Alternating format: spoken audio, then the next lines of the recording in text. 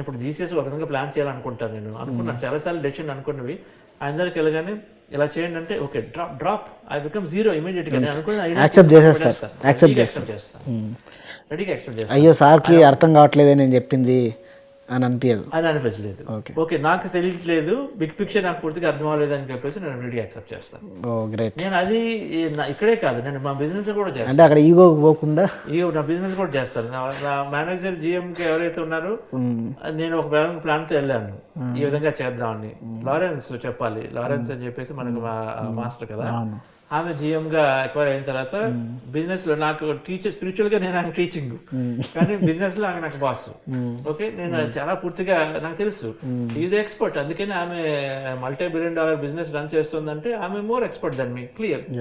So I have to go with her decision, not my decision అని చెప్పేసి ఆ business decision లో పూర్తిగా నేనేదో ధ్యానం నేర్పుతున్నాను స్పిరిచువల్ అని చెప్పేసి అక్కడ పనికిరాదు అది. ఓకే సో అదే విధంగా ఎక్కడ ఎక్కాలి ఎక్కడ తగ్గాలి అని తెలుసుకొని ఉండాలి.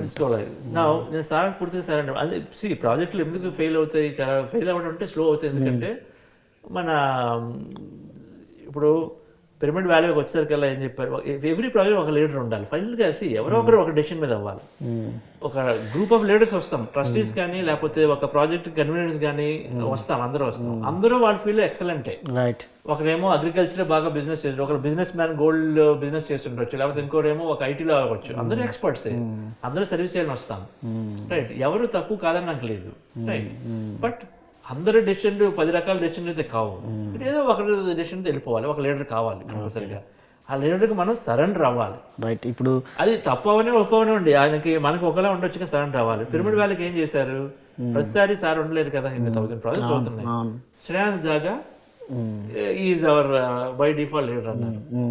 ఓకే సో మాకు డిఫరెన్స్ ఉంటాయి, అగ్రీ టు డిసగ్రీ అంతే, కానీ నేను ఫుల్గా రెస్పెక్ట్ చేస్తాను. ఓకే సార్ శ్రేయాన్స్ ఇలాగ వెళ్తా అన్నాడు, ఓకే నాకు కాన్ఫిడెన్స్ ఉందా, ఎస్ కాన్ఫిడెన్స్ ఉంది యాజ్ అ లీడర్. ఓకే నేను ఇంకా డిసగ్రీ అయినా కూడా డెసిషన్ మీద వెళ్తున్నాను కాబట్టి వెళ్తాం. అయితే అటువంటి లీడర్ ఆత్మకమైన లీడర్ కూడా ఎలా ఉండాలి, లీడర్షిప్ క్వాలిటీస్.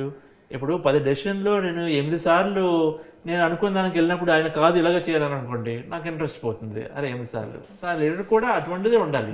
ఎంత మనకి ఫ్రీడమ్ ఇచ్చి చేస్తున్నామో చూసుకుంటూ చేస్తారు కూడా, అటువంటి లీడర్సే ఒకసారి అన్న ఎంచి పెట్టారంటే కూడా అలాగే ఉంటుంది. అది again I go back and say surrender, is a grand master, he knows everything. కాబట్టి ఆయన ఒక పెట్టారంటే దేర్ ఇస్ అ రీజన్ ఉంది, so let's work with him, అంతే, క్వశ్చన్ లేదు. అది ప్రతి ప్రాజెక్ట్లో ఉంటుంది. నాకు ఈరోజు హైదరాబాద్ ప్రాజెక్ట్లో ఉంది, but then I try to learn. Okay fine, మనకు ఒక రోల్ ఉంది, ఆ రోల్ ప్రకారం మనం ఎవరైతే మెయిన్ మాస్టర్ ఉన్నారో వాళ్ళ గైడెన్స్ ప్రకారం వెళ్ళటమే కరెక్ట్.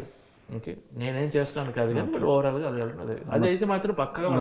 దానికి మీరు చెప్పింది ఏంటంటే ఏ ట్రస్టీస్ అయినా సరే ఒక గురువుకి సరెండర్ అయితే అన్ని బాగా జరుగుతాయి అన్నది మీ message. Correct, any trust, any kind of గురువుకి సరెండర్ అవ్వాలి అంతే, అబ్సల్యూట్గా. బికాజ్ అల్టిమేట్లీ ఆ గురువు vision moment, right. Correct. So దానిలో భాగంగా ఉంటే then we can take it anyway. నేను ఒక గురువుని కలిసాను ఒకసారి, వాళ్ళకి ఇంటర్నేషనల్ స్కూల్స్ ఉన్నాయి, చాలా పెద్ద గురువు, పెద్ద రోజుకు 10,000 మందికి అన్నదానం చేస్తారు, ఇన్ఫ్రాస్ట్రక్చర్ అంత. ఆ గురువు పేరు ఎందుకు కానీ ఉంది. అయితే ఆయన పోలాండ్ వెళ్ళారు, పోలాండ్లో ఒక క్లాస్ చెప్పారు, చెప్పిన తర్వాత ఆయనకు ఒక 5 కోట్లు చెక్ ఇచ్చారు ఎవరు.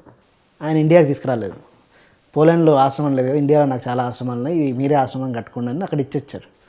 ఇక్కడ ట్రస్టీస్ గొడవ చేశారు, మనకు 5 కోట్లు ఉంటే ఇక్కడ చాలా పనులు ఉన్నాయి కదా, నువ్వు అక్కడే ఇచ్చొచ్చు అని గొడవ చేస్తే ఆయన పారిపోయి 3 నెలలు ఎక్కడో వేరే భక్తుడి ఇంట్లో ఉన్నారంట. ట్రస్టీస్ అందరు వెళ్ళి మళ్ళీ ఆయన తీసుకొచ్చి కూర్చోంటే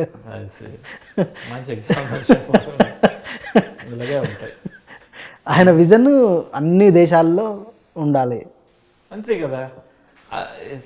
అంతే ఆర్గనైజేషన్లో అదే. ఇక్కడ కూడా పైకి పోయే కొద్దీ ఇప్పుడు ఫ్లైట్లో పైకి ఎంత పైకి వెళ్తుంటే మనకి అంత పెద్ద కనిపిస్తుంటుంది కదా. చిన్న ఫస్ట్ స్టార్టింగ్ లో ఓన్లీ రన్వే అంతే కనిపిస్తుంది, కొద్దిగా పైకి వెళ్ళగానే ఆ ఎయిర్పోర్ట్ కనిపిస్తుంది, కొద్ది పైగా ఇంకా పెద్ద సిటీ కనిపిస్తుంది.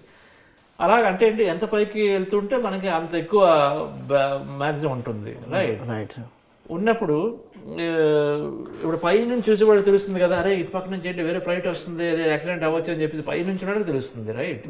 సో దిగ్విజన్ అంటే అదే, ఎంత పైకి నుంచి చూస్తుంటే అంత బ్రాడ్ పిక్చర్ ఉన్నప్పుడు మనకి ఏదైతే రాంగ్ అనిపిస్తుందో వాళ్ళకి రైట్ కాబట్టి మారుతూ ఉంటాయి, సిచ్యువేషన్ మారుతుంటాయి. అందుకని చెప్పేసి మనం బ్రాడర్ రెస్పాన్సిబిలిటీ ఎవరు చేస్తున్నారు, బ్రాడర్గా ఉన్నది అంటే సార్ ఇప్పుడు పిఎస్ఎం మూమెంట్ చూసుకుని ఆయనకి ప్రాజెక్ట్ చేస్తున్నప్పుడు రైట్ ఆయన విజన్ ఉంది.